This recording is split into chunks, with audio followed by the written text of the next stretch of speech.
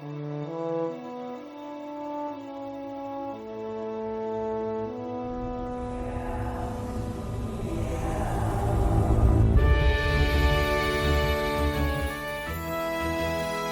Ryan. Hello, Rachel. How are you doing? I'm feeling exceptional. Oh. I am. I'm feeling exceptional because... What's making you feel that way, honey? I'm here today to talk to you and to a special guest and to the Yumlings out there about a very different and very important episode of a science fiction television series we've been covering. And I'm just feeling a lot of emotions about it. So I'm feeling exceptional because the episode itself may be top tier stuff, but maybe it's not. I don't know. Rachel, how are you feeling? I'm feeling a little bit confused by how you're feeling because it's Discovery. Yeah. So I'm the more positive one on Discovery. You're the more negative one on Discovery. What's the confusion here? That's love and marriage. But we watched the episode together, and you gave no indication that you thought that this was exceptional. Well, time has passed since we've watched it. Maybe I'm leading you on right now. That's a part of the game we play here on the podcast, Rachel. And we aren't playing alone today. Today we have a guest who has been with us before. That's right. We are going through the final episodes of Star Trek Discovery, and it's a special thing for us. This is a series that made us want a podcast in the first place. This is a series that gave us the namesake Yum Yum, and we're bringing back some guests to come and join us for the discussions of the episodes. And this time, we're joined by our good dear friend Jonas. Hello, how are you doing? How you doing? I'm doing okay. I'm doing just fine. We're watching Season 5 Discovery, so I'm doing just okay. Okay, it's downgraded. That feels more realistic now. Well, yeah, for Season 5, but maybe this episode makes it peak a little bit higher than just okay, just fine. But Jonas, tell us a bit more about yourself, what you've been doing, what's been happening. I'm good. Survived COVID and survived, the crazy world that we live in. I'm Jonas. I have a podcast. It's called the Short Podcast, and it's just short stories on true crime and science fiction and all of that. And I'm excited to do this as well because as hard as it was to watch this episode and all the other episodes, at least it's the end, right? You had tears in your eyes. That's why it was hard to watch it because you couldn't see it as fully as you wish. You had to wipe your glasses from the steam coming off your eyes from the tears so that you could better look at the screen. Yeah? How can we live without Michael going forward? But could you please tell us a bit more about what's been your experiences and journey with Star Trek Discovery? Give us a bit of a recap and a reminder and a refresher. My relationship with Discovery is like my marriage. It's over. It's done. Divorce. Not just once, but twice. I mean, I just realized watching this that I used to love Discovery. When I first came across your podcast, I was like, what are they talking about? Discovery is amazing. And I realized watching this that the only time I liked Discovery was when everybody hated Michael. And now that everybody loves Michael, season 3 and on, it's just been downhill from there. So I own this season 1 and 2, and I stopped buying them after that because it's just not it just turned into a soap opera about Michael. So I decided to just not engage anymore. Wow. So did you finish the series at all, or did you stop and you only came back to watch it because we gave you a knock on the door and said, come on in? No, I very painstakingly watched season 4. Season 3, I had my hopes up because, hey, they're coming into the future. It's going to be amazing. And for a minute, it was with the whole, new technology and the new world and all of this. But then I was disappointed in season 3, the end of season 3. Season 4, it was hard to watch. just emotional moment after emotional moment. And season 5, I did watch it, but I watched it like in the background. But yeah, once you guys contacted me, I was like, okay, let's sit and watch this again. And it was hard. It was hard because now you didn't have it on in the background. You had to have it on right in front of your face. I had it in front of my eyeballs, yes. Which were filling up with the water, with the tears. Oh, Michael, no, don't do this. Please, this is your final mission. Oh, what a roller coaster ride. And Rachel, I just want to touch base with you. Jonas brought up something. Do you think Discovery has gone downwards for us in a similar way in terms of like Michael isn't the, in quotations, underdog? Like in those first 2 seasons, Michael was hated by other characters and like had to prove themselves, and that this episode that we're talking about, Face of Strange, talks about that. But then from that point on, we are just on the upward of like, oh no, Michael's great. Well, how do you feel about that? We've never been huge Michael fans, but she's a central point of focus. Yeah, she is, and I do remember being like, well, yeah, they should hate her. She's a mutineer. But it wasn't her fault. She fucked everything up. She thought she was doing the right thing, but she fucked everything up. And then there was a point where it shifted like too suddenly and too much too quickly in terms of people being like, Michael's great! What are you talking about? She's my best friend. Yeah. I was worried she was going to stab me in my sleep, but now she's my best friend. Her and Tilly have had such a magical friendship we've seen form on the screen. But before we go too deep into that, Jonas, could you please tell us all which episode we are talking about today and the summary of that according to IMDb? Okay, this is season 5, episode 4, Face the Strange. And the summary says, as the race between Discovery and the bounty hunters Lack and Mole intensifies, an unexpected weapon forces Burnham and Raynor to work past their differences to save the rest of the crew. It's not lost on me how you pulled this off. How we did. You with the crew, me with Reese, and you knowing them. That's what convinced me. Familiarity can lead to complacency as well. You're right about that. In general, Yum Yum comes from a moment way, way back in season 2 where Commander 9D was offered an opportunity to go murder somebody, and her reply was yum yum.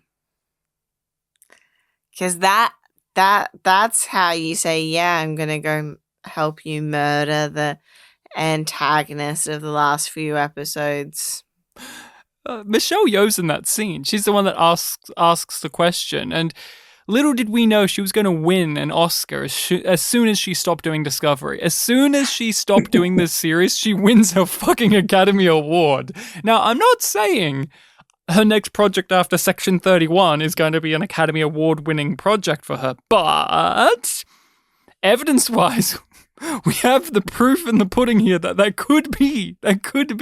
But Rachel, what is the absurdity, the randomness, the what the fuck, the yum yum moment of Face the Strange? I am struggling with this one because there's weird lines, but they fit within the episode in a weird way. Like when Burnham's just like, oh, I think they'll get it when I just say time bug. There's harmony in this episode. That's the weird part. That sounds weird on its own, but it does make sense within the episode. Would you say in context it lines up, Rachel? No, because I don't want to give you the opportunity to say context is for kings. It works for me because I got you to say it. Yeah. So you're sidestepping. Yes, at home. It's difficult. This episode is, to give a bit of way of stuff, it's competently put together, so there's less yum yum. Last episode, we had so much potential yum yum material, Another one that's like, oh, it does kind of make sense, but it feels weird is when Paul's just like, oh yeah, I was way more snarky before the tardigrade TNA. Like, just, they reference that a couple of times this episode. Sounds like you don't have a pick locked in. I don't. Wow. I don't. But I am. I'm gonna throw it to one that I was just like, oh god, of course they say this, but it doesn't ring true. It feels weird. It feels contrived. It's here because it needs to be here. And that's Ariam saying, but I do believe her. You have to give it to Ariam. Everyone, in fact, can we give a round of applause? Ariam was here. What a nuanced character. Totally great. Wow, I'm getting a bit of a flutter in my chest thinking about how they got Ariam in this episode and not Lorca. But Jonas, what is your opinion as the guest of the episode? Who do you think, or what moment stood out? What thing in Face the Strange was particularly yum yum? Well, first, let's just get this out of the way because we all know that the only reason this episode exists is because in the universe of Discovery, no one can disagree with Michael. And so the only reason this episode exists is so that Michael can convince this age captain, who it's, on its own, he's a good captain, a little rough, but he's been there, done that. He's done it all. But now she has to soften him up. She has to make him see things the way she sees, the way she's changed everybody in the whole freaking universe. So it's annoying that no one else can have a different opinion other than Michael. They have to see things the way she sees things. And so that was going into this. As soon as you see them two going into, different times, you know what's going to happen. But the one annoying thing that I really didn't like about this episode was that when they're time warping, going from one place to another, they come across the control, it was huge. Control was killing everybody. And yet he asks her, like, what's happening? Like, didn't he know? Wasn't he, he's a captain. He should have known what was happening with Control. So that was kind of like, what? Well, it was classified. Just like the Spore Drive was classified and Ash Tyler was classified. Remember season 2 was just like, none of this happened, no one knows this happened, classified. Also, we're gonna didn't they make it so that nobody knew that Michael was Spock's? Yeah, and Michael existed. Which I thought also classified Michael being the first mutiny. That's the thing about season 2. How do you classify something everyone knows about? And seeing Control and seeing people from season 2 really made me want to go watch season 2, and it made me sad knowing how much they messed up. Because if you think about it, the big flaw with Discovery is that they don't have real enemies. The only good real enemy that they had was Control. Everybody else has been, a fairy tale. The burn was a fairy tale because it was some kid who lost their mom. The DMP, whatever, was, aliens doing things and not knowing that they were, destroying, universes or whatever. It's like even the other universe in season 2 or season 1, right? Yeah, the mirror. Everybody liked them. What was the name of that captain? Lorca, who should have been in this episode, by the way. Because he was cool.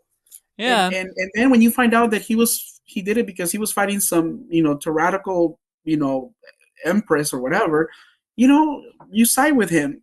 But there has been no real enemies in all the entirety of Discovery. Even this, I'm sorry. What do you call it? But the bounty hunters, you don't like them? You don't like Bonnie and Clyde in space? It's a love story. How could they be how could they be an enemy if they're because they're willing to let people be poisoned and have seizures on the ground for their love. That was a fun moment. I genuinely had fun with that moment where the guy grabs him by the foot and then he just kicks the hand off like, hey, I'm having a romance scene, by the way. Like, that's enjoyable. That was almost my Yum Yum moment. My Yum Yum moment, I have to just flag it up. I'm tipping my hand here. I'm just revealing it now. I enjoyed this episode.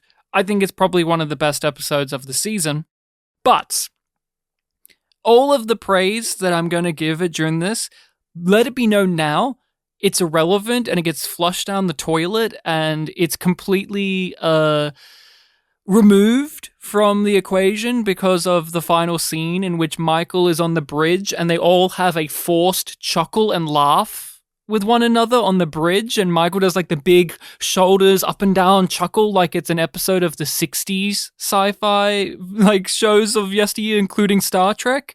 Like, in 60s TV, there was that type of acting because, well, it was a different way of doing it back then, and we didn't really have a handle on how things worked, and there's a charm to it, but Discovery is so well beyond that when we do have those extremely corny moments like Yum Yum, they stand out all the more because you have a juxtaposition of a guy having a fucking seizure and stroke and frothing from the mouth, and then you end the episode with the characters on the bridge going, "Oh, Reese, you little scamp, you almost shot me in the face earlier." And all the goodwill I had towards this episode just got erased as soon as they started fake chuckling. And that's the thing that really rubs me raw, is these actors can be great and terrible within the span of one scene. Like, I want to say the cast of Discovery are good actors, either the big ones or the second players. And you get examples of, like, here they are doing some great acting. Like Michael, we give Sonequa Martin Green a bit of a hard time, but I think she demonstrates some good performance in this episode. But then within the same scene, you get these flourishes that are just awful. And that's how I feel about the acting in that final moment, where it's like, we're having a nice moment of the characters connecting, we're tying in themes and ideas, and we're hammering in there's an actual message to this episode. And then they go a step further and a step further, and as they're getting those steps further, they're hitting them harder and harder and harder. I'm honestly a little shocked my past self believed you, Captain. Me too. I can't believe I'd ever consider breaking the warp bubble. I'm just glad we didn't shoot you. There was a time I would have thought I deserved it. What do you think about Face the Strange? It was fine. It was fine, which makes it so much better than most of Discovery. But I was just okay with it. I kind of was hoping to be more engaged and interested, but because it is such a blip in the season and the show, I'm just like, okay. A competent episode of Discovery. Those are rarer and rarer these days. But does competency mean good? That is, I don't have an answer for, because I'm struggling with that. And when we finished watching the episode yesterday, I was like, I don't know where I land on this, because it's better than most of Discovery, but does that mean that it's good? There's a certain... I get this with even classic Star Trek of like TNG or Voyager. In the later parts of their shows, even episodes that are decent, there's a certain tiredness to it, a certain lifelessness to it. Like, we've been doing this for years and years, and things are wearing down on us. And I feel that with this episode, because you can directly contrast this with the Harry Mudd time loop episode of season 1, and that one was so alive. That one felt like they were all happy to be doing something and revved up, and they were just sinking their teeth into something. Even if it was familiar material to what we've seen in Star Trek, this lacks that. But what it has is that competence that you talked about, which in the age of Discovery's final days is sorely lacking. So it feels like a breath of fresh air. But Jonas, I messaged you. I said, hey, we want you to come back on for Discovery. you have a lay of the land. What episode do you want to pick? What episode do you want to come on for? You were the first people I messaged, and you said, oh, I want to talk about this one. So tell us a bit about your thoughts and your relationship and opinions on Face the Strange. If you know me, you know that I love time travel. Period. That's it. Right? It has time travel, and so I'm there. But it was, honestly, it was the less painful of all of them, because Discovery has become a moment of acting interrupted by emotional actors looking at each other and smiling and having this annoying phase where they just like, oh, I love you. And it's like, oh my, it's like you've never seen it before in any other Star Trek. It's like they cannot act without being emotional. And I get what you're saying about these are good actors. It was good to see the whole entire bridge with all the original actors, because they've given us some really good moments. But now the acting now is just like, it's so tedious. Everything is so emotional and everything is so righteous. It's like, ugh. Even when the Infinity guy, when he was at first, when he was talking about, they didn't care that people were going to die, Michael was horrified. I'm like, girl, don't even. You caused so much people dying. It's like, really, you're going to put this face like you're suffering because the way they show their faces, like looking at each other like, this is so horrible. It's like, no, been there, done that. You've caused a lot of pain, and just because you want it to be right. But this was just the better of all of them. And I was able to watch it a couple of times. And if it wasn't so much in your face about the reason of the purpose of this episode of just telling this old, captain, hey, you need to change your ways. If it wasn't so in your face, I would have said that I would have enjoyed this episode very much, because, it has time travel, and it was good to see them going through. I mean, it was a little exciting to see both Michaels fighting it out, and in your mind, this Michael, where she was at, in season 2 or in season 1, whatever, and then you see her now, and you're imagining yourself in that, how would I find myself if I went to the past, etc. And so that was exciting. How did we start the episode, Rachel? Do you remember? Do you remember how this started? We've already referenced the scene. Was it like 13 hours ago? 15, whatever, it was like in media res with Maul and Locke. Yes. Why was that scene here? What did it add? What did it give us? It was just a check-in to show that they have a plan, I guess, and that they're willing to kill, but we already know that. Mm-hmm. I'm struggling to think of reasons why it's here. Is it because those actors have a contract and they need to be in a certain amount of episodes? Because yes, last episode they weren't in it except for Maul at the very end to plant the bug, and it's like, see, she was in the episode. That's what it feels like, because this episode is their plan affecting Discovery in a way where they're not physically there, but we have to have the actors be in an allotted amount of episodes. That means they have to be in this episode. I agree with that. That was a thought that I had too, but I was like, oh, if I say that, Ryan's going to accuse me of being too cynical. You cynical? Never. Never.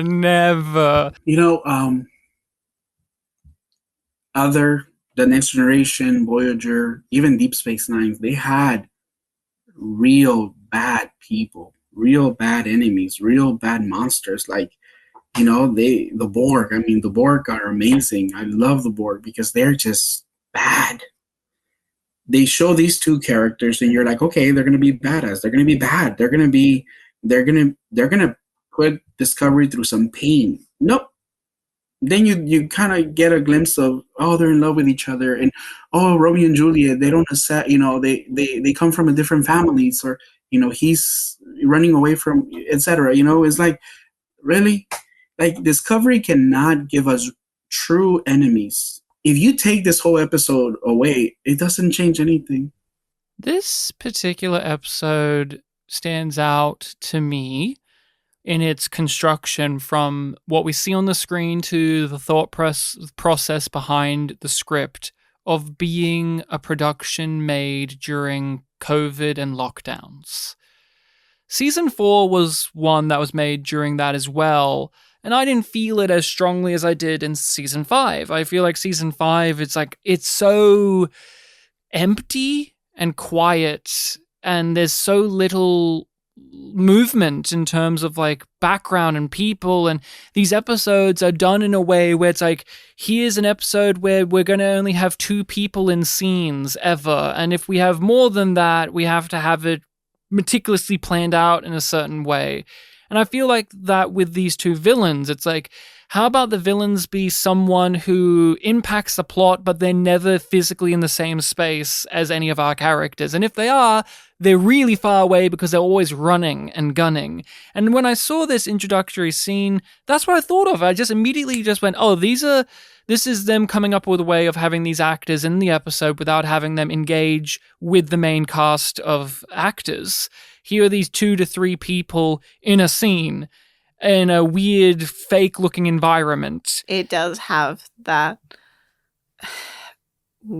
weird, disjointed feeling of this episode is about connecting with people, and you never see more than like 2 people in the same space, really. Even with Gray and Adira, we're still following up on their breakup from last episode, but in this, it's done purely through Adira in their room alone as they ADR over Gray in the scene as well, and have a picture of them from a previous episode.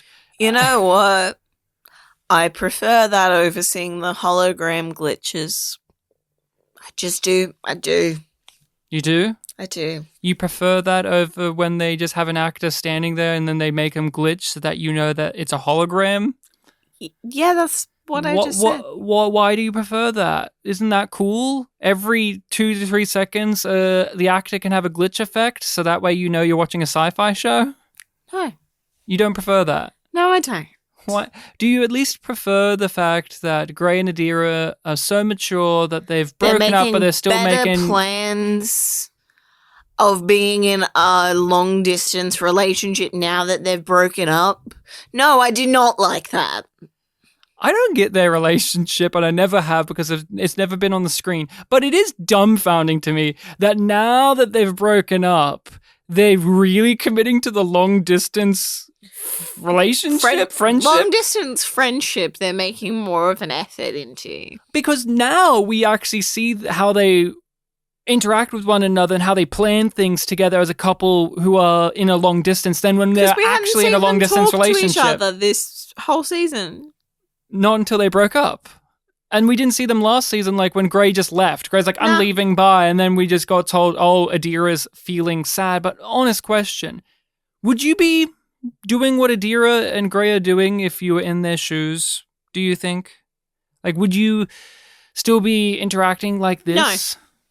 No? No, especially not this soon after breaking up. If it was like a couple of years down the line and Gray invited Adira to go to the final graduation, yeah, I would buy that and I would be like, oh, that's sweet because, you know, Adira was there at the start and knows how important this is to Gray. And reconnecting to that. Like, that idea I find more interesting and appealing than them having just left Trill and they're having a phone call being like, but you're coming back in a couple of months, yeah. Jonas brings up all of this emotional stuff. Like, Discovery's all about these high emotions. But what truly leaves me scratching my head and just my mouth agape is they are and they aren't. For instance, with Adira, they've just gone through this big breakup. It should mean something, but they seem pretty emotionally reserved about it, and it seems like it's just water off their back relatively. And the characters, as we are talking about, are handling it in this way that you and I may not handle it. But say, you're a teenager, which they're supposed to be your early 20s. You're maybe not emotionally mature enough to say I wouldn't do that because you're still in love with the person. So you're going to give yourself this horrible cycle of no, I'm fooling myself into thinking that we can just be friends. Yeah. But weirdly enough, all of that emotional stuff that this series rides off of so much is not present in their relationship and in this moment. So it means it doesn't connect with me in any way, because it's easy for me and you to say, oh, I wouldn't do what Adira is doing. But if Adira was shown to be, more emotionally displayed, I could connect and say, yes, I understand how you could fall into this. We always bring it up, but Better Call Saul, one of our favorite shows that was on at the same time, had a relationship that was very tricky, and the characters were openly emotional in ways that we could connect to them, even though we would say we probably wouldn't handle it the same way they do. We understood why, because we could see the thought process as well as the emotional process that they go through, but it's not present with Gray and Adira ever? So I'll see you in a few months when I graduate to the next level of training. Yeah, I wouldn't miss it. Great. Talk soon. Bye. Bye. It feels unique and novel that there's a central time travel sci-fi thing that it all revolves around. It's foundational. It's the thing that you will remember the episode for. Jonas is I'm a big time travel fan, and so this is an episode I gravitate towards. And I personally am not a huge time travel fan, but when done right, they can be really interesting and memorable. This episode, even though we had a time loop episode previously in this series, this one's still different enough to it that I will remember this. And Rachel, why do you feel or think that the sci-fi plot of the week, or even just sci-fi premise of an episode, is sorely lacking in this science fiction show? They're not interested in sci-fi. They're interested in emotion and personal dynamics and having an end-of-the-world threat. And some of those things are, the end-of-the-world threat's always sci-fi in one way or another, right?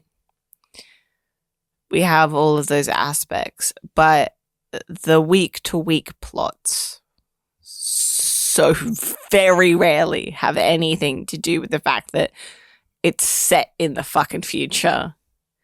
And in this sci-fi world that used to be utopian and no longer is. But Rachel, it has lasers and holograms and robots and it's in space. So isn't that sci-fi? It has all of those aesthetics and all of those visuals and all of those... sci-fi in genre and having sci-fi technology are separate to me. The genre is not the aesthetic. What is it then for you? Well, a lot of tropes, approaches to storytelling, themes, and a lot of other things as well. Because although this is a time travel episode, it utilizes a time travel gimmick to motivate and boost and tell a story and themes that relate to the characters and maybe give you, the viewer, something at home to chew on and think about. Like that there, 101 sci-fi TV stuff. Hey, by the way, this episode may involve time travel, but it's more than just about having time travel. The characters learn something, they reflect, time travel, what could that mean for them? They're literally visiting their pasts and seeing how much things have and have not changed. And what does that do for them as people? And what does that make you think about? That's what sci-fi I love is it provokes you. It makes you think about things, but it does so in a way where it's alluring with some type of insert here, whatever thing you are favoring towards. Yeah, for me, some of my favorite sci-fi things is what Star Trek often visits, which is what is it to be human? What is it to be alive? Like Data and the Doctor from Voyager are some of my favorite characters because they often visit that idea, but they do so in a variety of ways, whether it be a courtroom drama or whether it be a medical episode or whatever it is, and it happens to be set on a spaceship. Like, that's the fun stuff. But Discovery, they often sidestep that. They're like, no, like last week, Hugh Colbert gets possessed by another person and it feels incidental that was a thing that happened in the episode. It is just the step that they need to take to get closer to the next clue on the scavenger hunt. And it's always been a scavenger hunt. I mean, season 1, we had the beginning, everything was good, and then everything got messed up. And then you had a big change in the middle when she discovers Discovery and she joins it, and it was, okay, this is good. But starting with season 2, it was just scavenger hunt after scavenger hunt. And it was just, let's do this for all the other seasons. It's always find the next clue, move on. Find the next clue, move on. And it's boring. Because I remember, when we used to watch, back in the 90s, 2000, when I used to watch Star Trek, The Next Generation, even Voyager, it was something different. It wasn't always the end of the world. It wasn't always, oh man, everybody's going to die. And here, every single season is an end of the world, a threat that is going to kill everybody. And now Michael, of all people, is going to find all the clues and follow the clues, and that's it. And it's like, okay, enough. Give me something. They even take interesting ideas. Like, here's a previous Next Generation episode, which, Rachel and I think is pretty lousy episode. But the premise is, we know for a fact that there was one alien race who was God. Like, there was a God race that created us all. And Discovery says, wouldn't it be great as a scavenger hunt? That's it. Like, they go, the chase is a little bit of a scavenger. Yeah, it's called The Chase itself. So but now let's make it 10 hours long. It plays into Discovery's inclinations very well. But that's a part of what makes this episode really frustrating, is that it is stepping out of that pattern. To only step back in it at the end. Yes. So it's just like, I like the fact that this is dealing with these characters as people and their differences and the way in which they can learn to be better. But Michael doesn't learn to be better. There's the she's fun. Perfect. Yeah, she's perfect. She's done. She's been done as a character for seasons. She became captain, and that was it. She became captain. They've even given up on her grappling with her own god complex. Let's fly. But to tie it back into the end of the universe stuff, they also just recycle the same things we've seen Star Trek do, like the progenitor plot of this season. Not only is it a scavenger hunt, but tell me if you've ever seen this one before. A piece of technology that was meant to be good and create life and benefit us gets turned into a super weapon that kills everyone. It's a super weapon. It's always a fucking super weapon. It's a shortcut, and it's not as interesting on a sci-fi level after a certain point, because I can only be scared of a super weapon so many times. What I should be scared of, or what I should be musing on, what I should be thinking about, is the philosophical, the metaphysical. What are the implications of the progenitors? This episode at least ties into, there's a threat, okay? There's a little bug, and if things don't go right, and this could lead to destruction. But it matters to the ship, to these people right now, but it also has those bigger implications, and that's more concrete after we get the jump forward. But overall, it's somewhat inconsequential, and this is a positive I'm saying. The bug about to destroy, everything is somewhat inconsequential because it is a means for the characters to problem solve, and through problem solving, they become a team, they get to know each other, we get to know more about them and their dynamics, and by the end of it, we see how their positions have changed and altered throughout the course of the adventure we have been watching. And it sounds so, obvious, to say like that's what they should do, and that they do it, we give it a round of applause. That should just be the basics of episodes of Discovery, but we don't get this that often. So I've got this excitement in my voice because it's like, oh, remember when it feels fresh. It feels weirdly fresh, even though, like, yeah, at the end, everyone learns that Michael was right. At least we had an experience where we got to see characters have opinions be changed and go through stuff and challenged. And, like, we had a premise of a science fiction variety that motivated a plot for the characters to go through, where they do the Star Trek thing that I enjoy, which is problem solve. And through problem solving, we see team building. And through team building, we see friendship. You remember how there used to be this whole idea that anything Disney touches, Disney destroys? This is the same thing. Anything Discovery touches, Discovery destroys. This whole idea of the species that's a god, it became like another thing, right? The whole mystery of the next generation was Q, and I love that character. The mystery of it, what are his powers? Is he really like a god being or whatever, And so with Discovery, it takes something like that and it just makes it plain. It's like fast food. It just turns it into, here you go, feed it, feed it to them. This powerful weapon. It's supposed to be so powerful, and we are given a glimpse, right? Oh, they go to the future and everything's destroyed. And yet we know, spoiler alert, that by the end of this season, it's not that easy. What's her name? The girl goes in there with Mike. I don't know if I'm supposed to be saying this, but at the end of the day, it's not a weapon that you can just click and boom, right?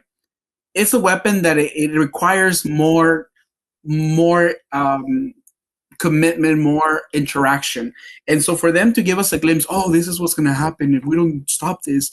This is why we're doing this. This is why we're so important. And yet it disappoints at the end, just like anything. The burn, it disappoints at the end when you find out it was a crying kid. The DMP, whatever, it disappoints at the end because it gets all ridiculous with the music and the tones and all this. It's like, it's disappointing, and it does it time and time again. It gets tiring and it gets disappointing because they promise you all of this excitement and they promise you this big, powerful weapon, and you want to see the tech and everything. And at the end, it turns out it's not.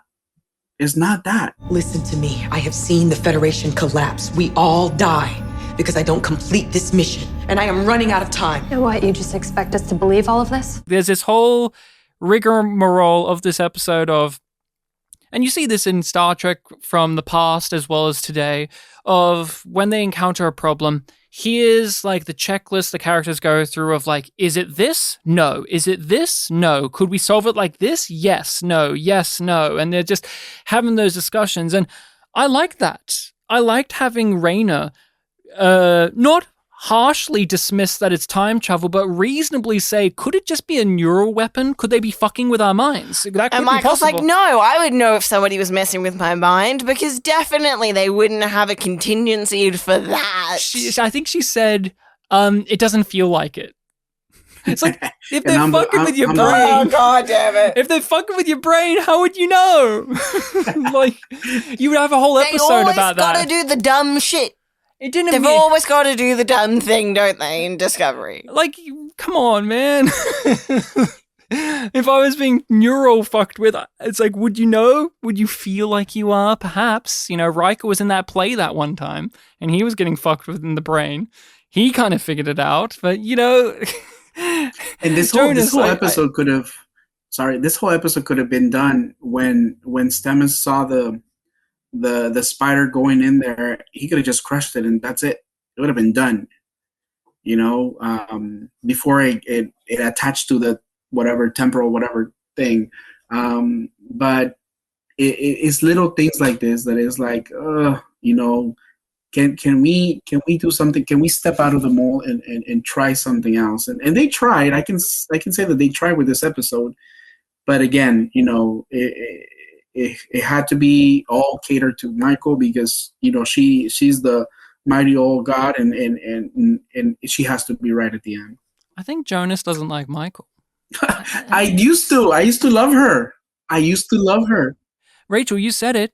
It's competent. It puts things together in place. Like, there's a lot that we are, slamming here, but there's a lot to praise here, and yet it feels a little less interesting, a little less special, because we're on a podcast and we're wanting to like go through the elements, and when there's an episode that just does things serviceably, you're like, well, it did them serviceably. What can I say? But like, there is stuff to say here, like the time loop of it all. Like, this is a different type of time loop to what you usually get in these stories and what Discovery did in its previous time loop episode of season 1.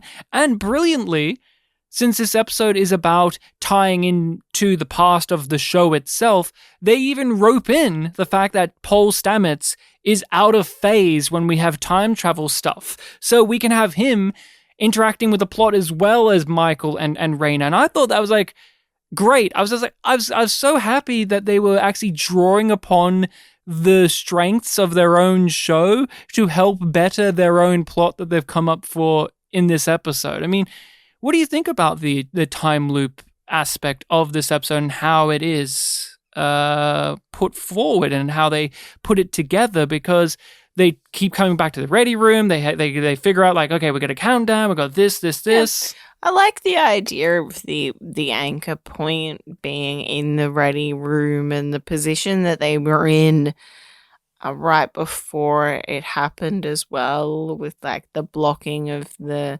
captain's desk and chair being between the two of them, because obviously a part of their conflict, even though Raina doesn't want to admit it, is that he's been demoted.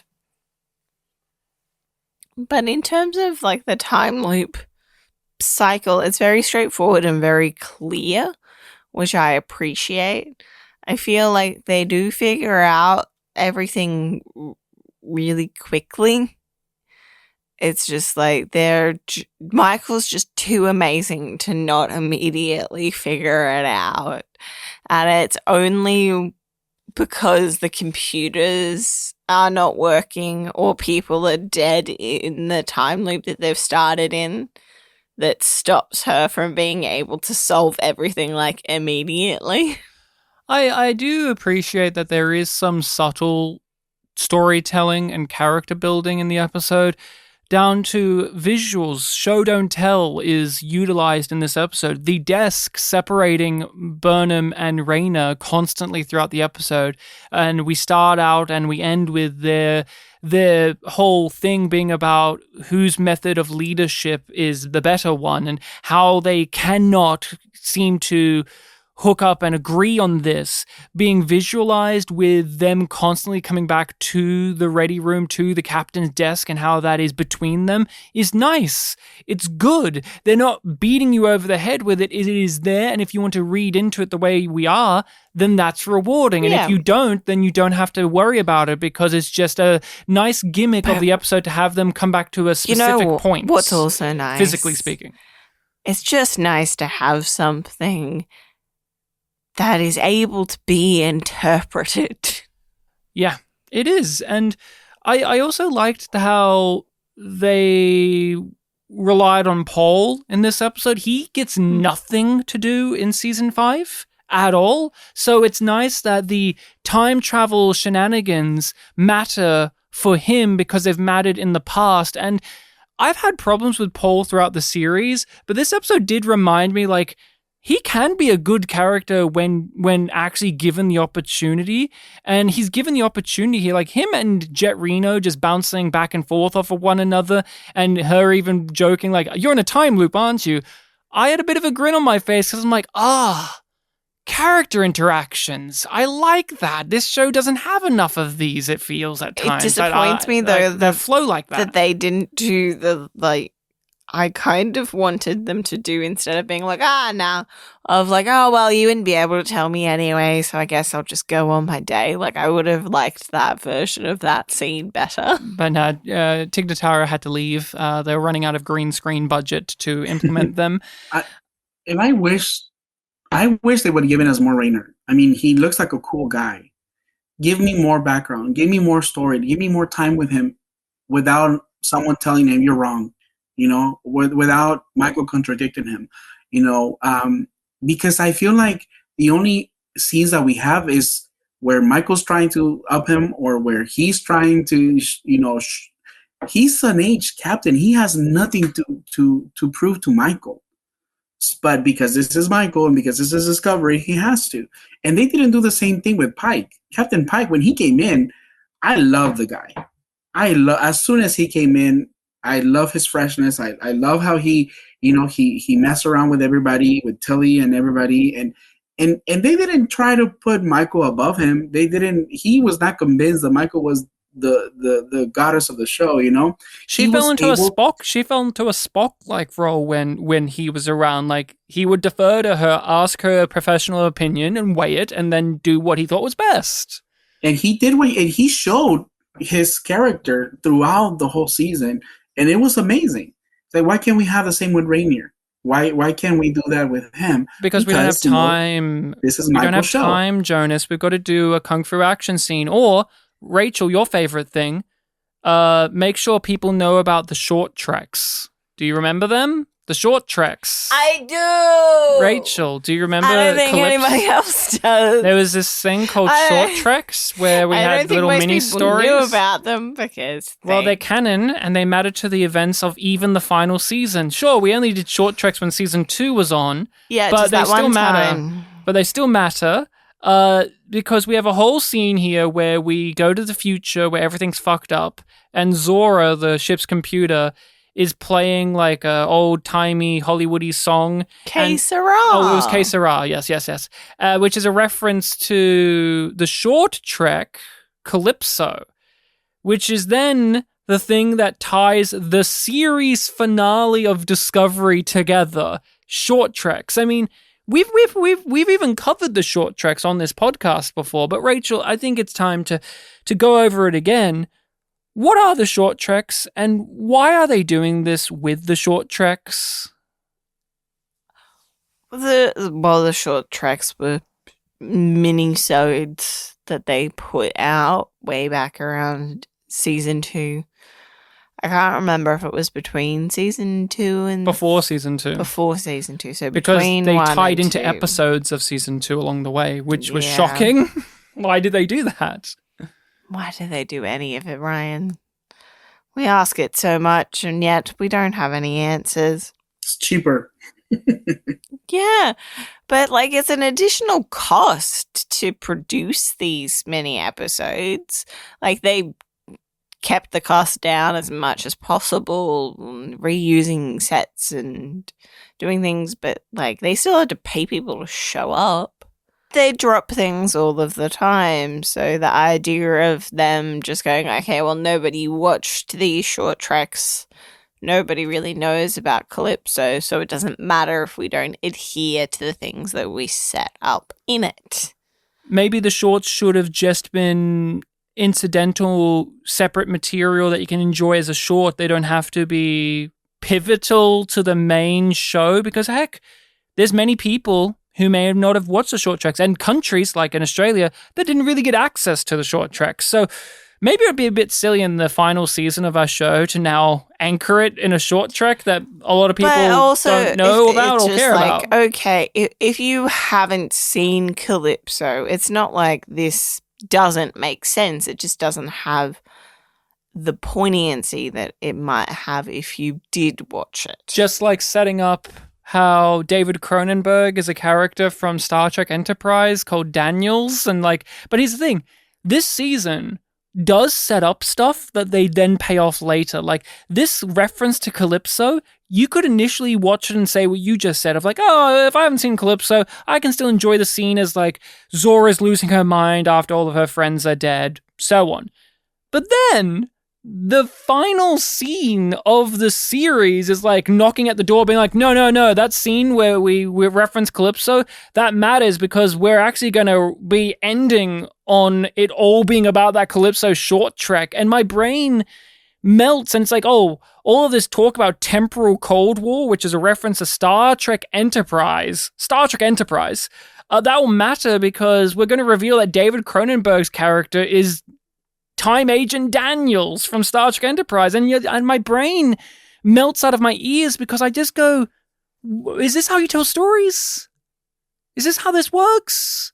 Like, business-wise, you can talk about the money, but like storytelling-wise, it's so confusing and confounding and complicated and annoying to me that when I watch this episode, I can't just take it on face value and go, well, yes, this scene is telling us about how they're going to use a super... No, it's like, oh, they're referencing a short trek, and that means this, and then at the end of the season, the short trek is further, like, it's wrapped around, and you can't say that they didn't set it up within the show because they set it up in Face the Strange, and I just want to pull my hair out because it's like, this is how media is nowadays.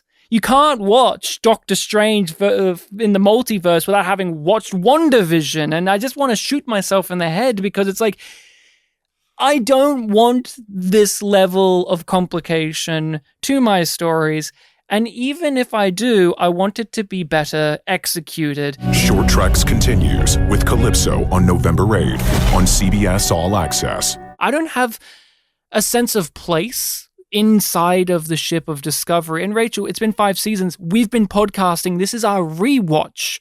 How do you feel about the sense of place and location and kind of home that you're supposed to have with Discovery? It's not home. It's not. It's just not. It's like, there's no real attachment to any particular place. There are places that we have spent more time, so I have more memories of them, like engineering. We spend a lot of time there. Paul's chamber's still there, even though we don't see him in it anymore. His bathroom where they're brushing their teeth. Yeah, the famous toothbrushing bathroom scene, of course. The great representation. They brush teeth next to each other. They don't kiss much on the show, but they do brush teeth occasionally. And that definitely wasn't just there to advertise those weird toothbrushes. Not at all. Not at all. Or the fact that you can get Starfleet uniforms for pajamas now. But you were saying it, like, you are attached to these places just because we've spent a lot of time there, but are you actually fond of it? Oh, Do you no, actually there's no emotional investment there. And that's something about the beauty of television. You can form that with a set, whether it be 10 Forward on the Starship Enterprise or the little cafe that Niles and Frasier go to in every episode. I have more emotional attachment to the underground lab in Breaking Bad than I do to the bridge of Star Trek Discovery. In contrast with what you're saying, remember season 2? When we saw the Enterprise, it wasn't there for a long time, but yes, and the colors were a little bit off, a little too much, but it felt more like a ship. It felt more like, here you go, because of the characters. And even season 1 of Discovery, every time it was black alert, you saw that ship just flip, and it was like, whoa. Discovery is it's a nice ship, but now it's like it has taken second place. Like there's no one place in whole Discovery that you're like, yeah, that's my favorite place. Saru's room, whatever, apartment, whatever it is nice. Yeah, his quarters with all of the plants. But it's fake. It's like I like the aesthetic of it, the view, the look of it, but it's like, okay, is it really real? Like, he doesn't spend enough time in there to like actually, the other universe in season 2, season 1, where Michael, it was Saru is like serving her.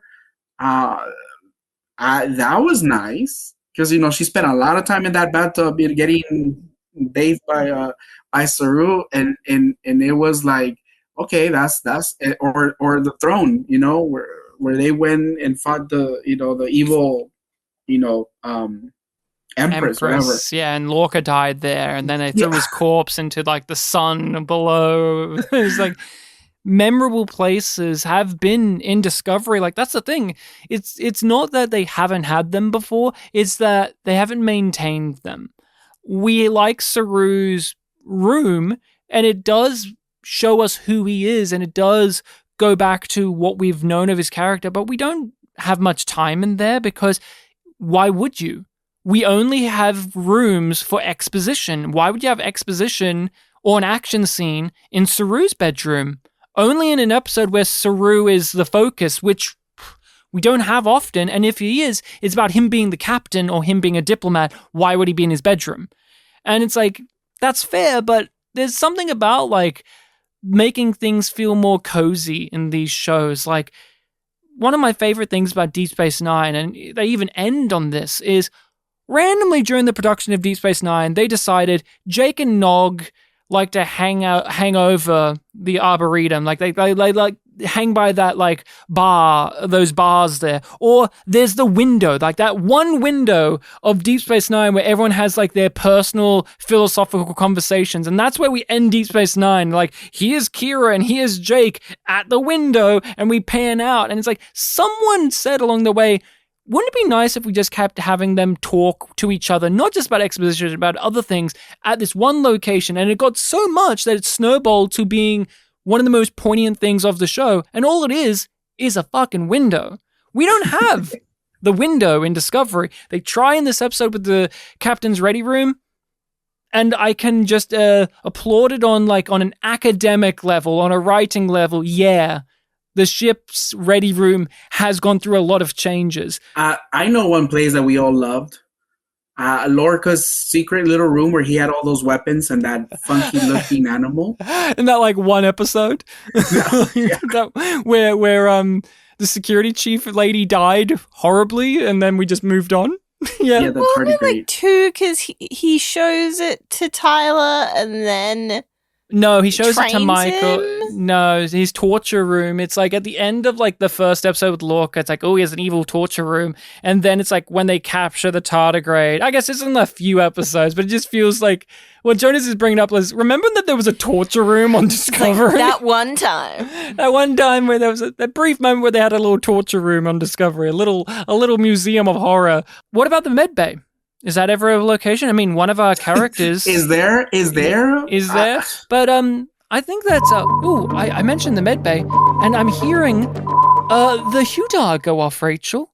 Hugh Culper, he's the doctor of the show. And could you remind... Well, he's a doctor. He's a counselor, too. He's actually quite a busy guy. We see the other doctor. Yeah, we do see the other doctor. Dr. Pollard. I pulled that one out of my brain. I should get an applause for that. Thank you. But Rachel, give everyone the rundown of what the Hudar is and how does it apply to this episode? The Hudar is the time that we take each episode to ask, what did Hugh do this episode? Do we get anything new from him? What scenes was he in? Was it important? Did it matter? Almost always the answer is no, but we take the time anyway. Why do we take the time, though? Because it is emblematic of other problems with the show. Last episode, we had so much about the Hudar because Hugh was in the episode. He had lots to do. He's not in this episode that much. He's in, like, one scene in the flashback. I feel like he should not be the one treating Stamets. Well, that's what happened. I thought that season back 2. then too. Oh, good. Yeah. Bring it up now. Roast their ass from the past, Rachel. No, it's true. Like but who else would treat him? She's there. But it's an emergency. There's no time to worry about interpersonal conflicts of medical drama. You got to jab him in the neck with a sedative. See, in the end, it didn't matter because you know what Hugh did? His fucking job. Paul was like, please, I'm the love of your life. Please. Don't put me in a medical coma. And he's like, you've been impaled. Knock you out. I love that. See, we give Hugh some shit because we don't know much about him, and we don't know much about him as a doctor. But this was the one moment, and they did this at the end of the season 2, where it's like, hey, we have a lot of baggage between us as people, but that's not going to get in the way of the job. In fact, it's going to motivate me to do my job more. I love you, Paul, so I'm going to put you in a coma so I can save your life. And Paul's like, please, I need plot to do. And it's a nice way I got of plot to do. I like the two Don't methods put me to sleep. Two methods of incapacitating Paul in this episode was one, knocking him out like that and bringing that like previous event in, and two, flashing to a future where he's dead. Yep. So there is no Paul. Dead a lot.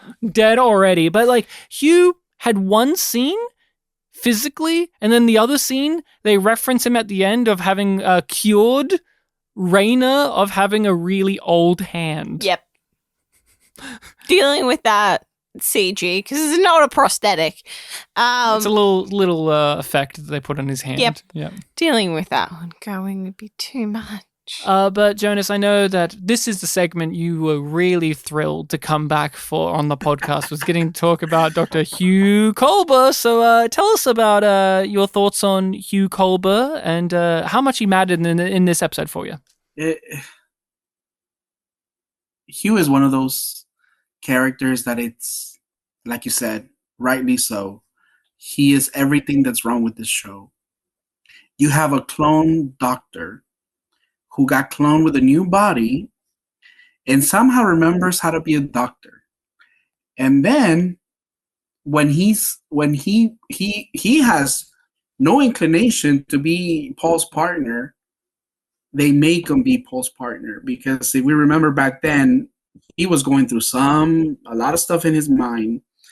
And yet, as soon as he crosses into the future, he becomes everybody's all-known, mother. He's able to nourish back everybody from this traumatic, time travel episode.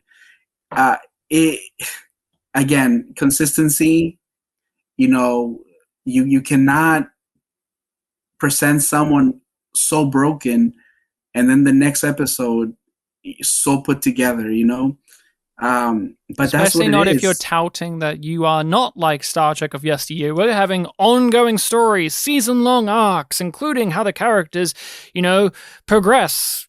I feel like he's the expendable one in this show. I mean, aside from everybody else, but mainly him, because we are so used to having the Doctor be so much a presence in every different Star Trek, that this one is like, yeah, we have a doctor, but I guess this is the future. We really don't need him because he's a counselor, he never does his job. He's a counselor now.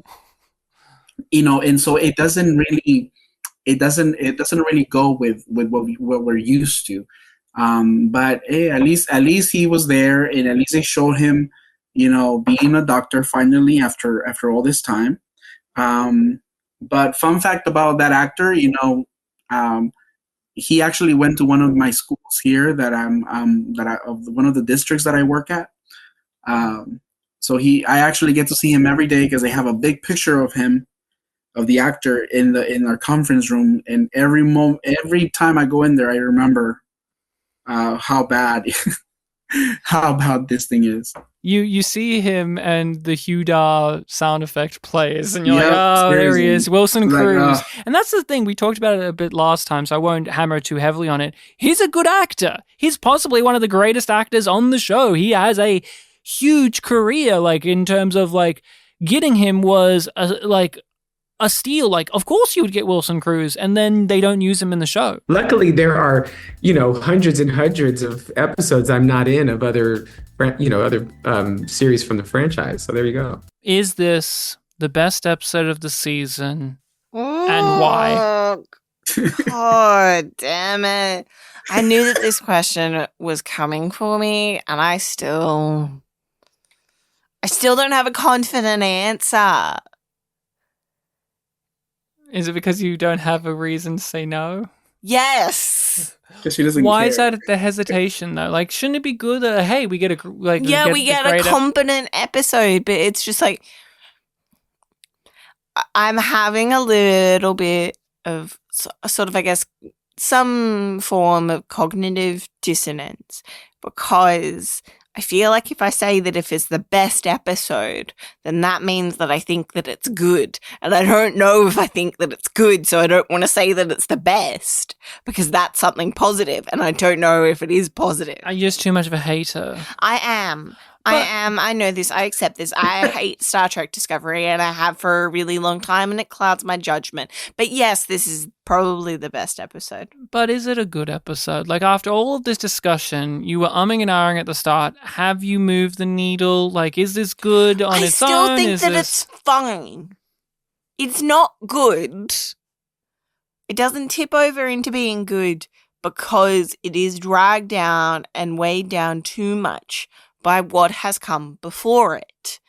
Because the things that happen and the things that I'm meant to care about are lessened because of my history with the show and with the characters, and also knowing that this is isolated to this episode. And, you know, that final scene on the fucking bridge. Oh, Rachel. Oh, you're one funny one. So do you give this a yum or yum yum? I give it a yum yum. Yum yum. I think this is a good episode in the context, which is for Kings of Discovery.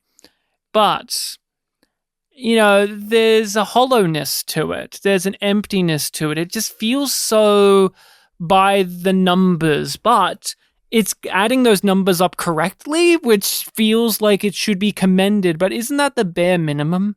This episode's comfortable. And I think that's why it probably is the best of the season, is because it is something you can throw on and it doesn't offend you. And it tickles parts of the brain in a good enough way, but not in an exceptional way. Honestly, I still think the last episode, Janal, may be my favorite because it fucks things up, but it also, when it tries to do things well, I don't know, that episode just tickles more parts of my brain, even though that's probably objectively worse than this. This episode is a yum yum. Yum yum. Jonas, is this the best episode of the season? Why Do you would still you stand put by best in what was it your statement in our email? You're like, this is the good one. I think you said something along the line of, I want to be on for the good one. And I'm like, okay. This is the most in the Discovery what do you call that, rating system. This is the better of all of them. Not necessarily good, but it's like is the lesser of two evils, right? You have to choose between something bad and something bad. But this is the better of the bad. In the scale of other Star Treks, this wouldn't even be good at all. But in what we have been accustomed to take from Discovery, yeah, I can take it. It's not as tedious. It's not as painful. It's the least painful of all of them. Yes, it had the time travel aspect. It had the sci-fi aspect. And that made it better than the other ones. But you know, it's palpable. I can take it because it's not as painful as the other ones. So, do you give this a yum yum with a big smile on your face? No. A yum, that's it. Yum. You didn't give me enough time to list all my complaints, so I still have my complaints. But did you like Michael's bad wig when she was young? When there was a younger version, they just stuck a hideous wig on her head? I was like, how did that happen? How did they do that? But if you compare imagine the budget on something like Discovery as opposed to the budget in something like you know, Voyager, I imagine that there's a lot more money there. Mm-hmm. And for them to serve as this is like, really? You couldn't give me something better? But and again, it's not even about your budget or how you use it. It's how you tell your story.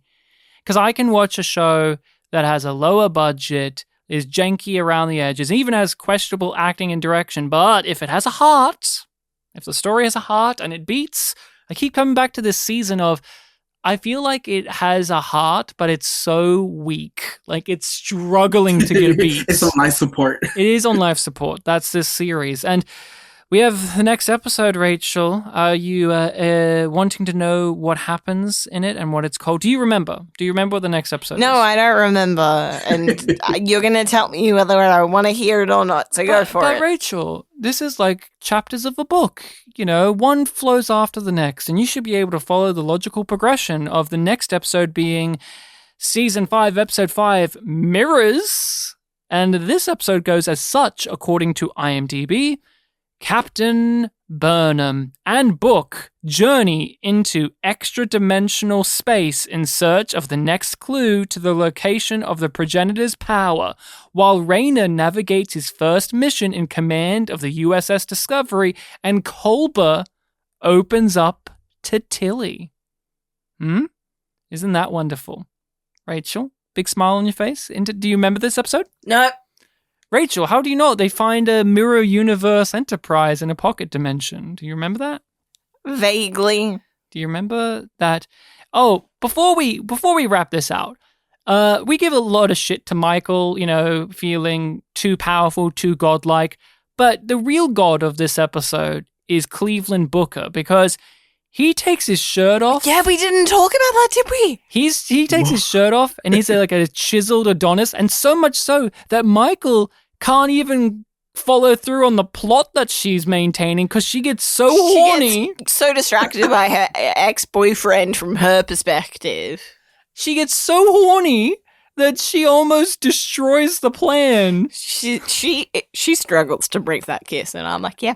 You know what? It's easy to keep saying Michael's a bad character, but this was the one moment in the whole show where I connected with Michael, because I also saw that guy with his shirt off and I said, honey, I agree. I would also double take. I would also struggle to not want to stay in there. I really should have used that as my yum yum moment. That was insane. But that's the thing I want. Like, I wanted more of that type of insanity. Like, that's fucking wild to put in there. It was really just in that last loop. But it was awesome. Like, that horniness was earned because, like, look at that man. What a beefcake. What a hunk. They should have taken his pants off too, you know, and then maybe she could have taken her shirt off. Honestly, it would have been very on trend for those pants to be sitting a little bit lower than they were. And then we do a comedy cut to the cat looking at them on the couch.